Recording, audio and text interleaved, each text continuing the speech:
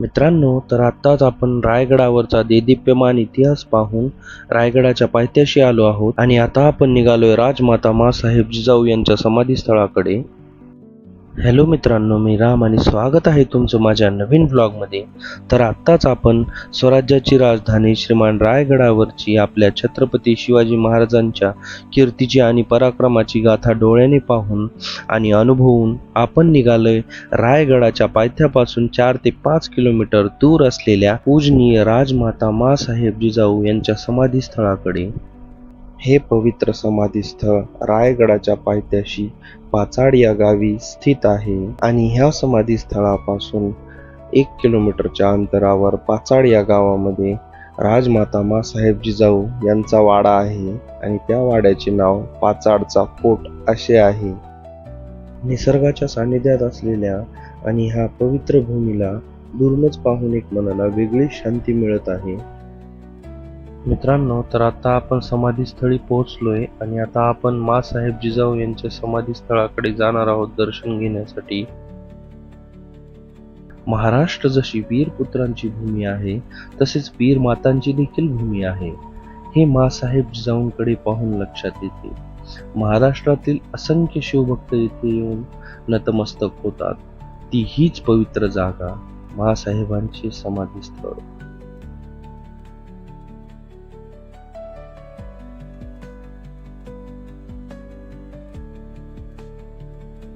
बुलढाणा जिल्ह्यातील सिंदखेडचे लखुजीराव जाधव आणि म्हाळसाबाई यांच्या पोटी 12 जानेवारी 1598 रोजी माँसाहेब जिजाऊंचा जन्म झाला.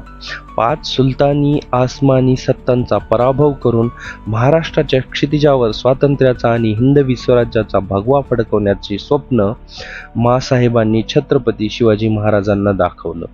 महाराष्ट्रातील सर्वात पवित्र जागांपैकी एक जागा म्हणजे ही जागा होय.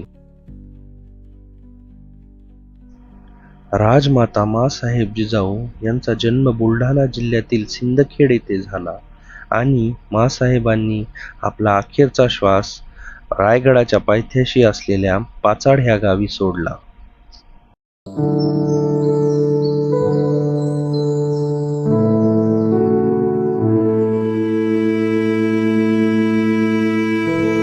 माँसाहेबांच्या आयुष्यातील सर्वात मोठा सुखाचा क्षण म्हणजे छत्रपती शिवाजी महाराजांचा राज्याभिषेक सोहळा पाहणे.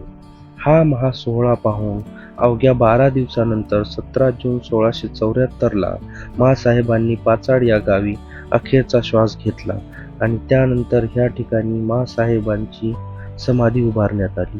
अशा आपल्या पूजनीय श्रेष्ठ राजमाता माँसाहेब जिजाऊ यांच्या समाधीचे दर्शन घेऊन आम्ही पुढे अलिबागच्या दिशेने निघालात. ढग दाटून आलेत आणि पावसाची दाट शक्यता आहे असे वाटतच होते आणि अचानक पाऊस जोरात सुरू झाला, म्हणून एका ठिकाणी आम्ही थांबलात आणि तिथेच समोर आम्हाला स्वामी समर्थांचे मंदिर दिसले. मग आम्ही थोडे वेळ थांबलात आणि पाऊस थोडा कमी झाला की दर्शन घेण्यासाठी मंदिरात निघालात. मित्रांनो, काय योगायोग सांगावा, आज गुरुवार आणि आम्ही प्रवासात आणि आम्हाला इथं श्री स्वामी समर्थांचे मंदिर दिसले. मंदिरामध्ये एंटर केल्या गेल्या मित्रांनो, समोरच स्वामींची मूर्ती दिसली, त्यांच्या उजव्या बाजूला गणपतींची मूर्ती दिसली आणि त्यांच्या मागे दत्तात्रेयांची मूर्ती दिसली. आम्ही मनोभावे दर्शन घेतले आणि मन प्रसन्न झाले आणि नंतर आम्ही अलिबागला निघालात. मित्रांनो, ब्लॉग आवडल्यास नक्कीच लाईक, शेअर आणि सबस्क्राईब करा. थँक्यू.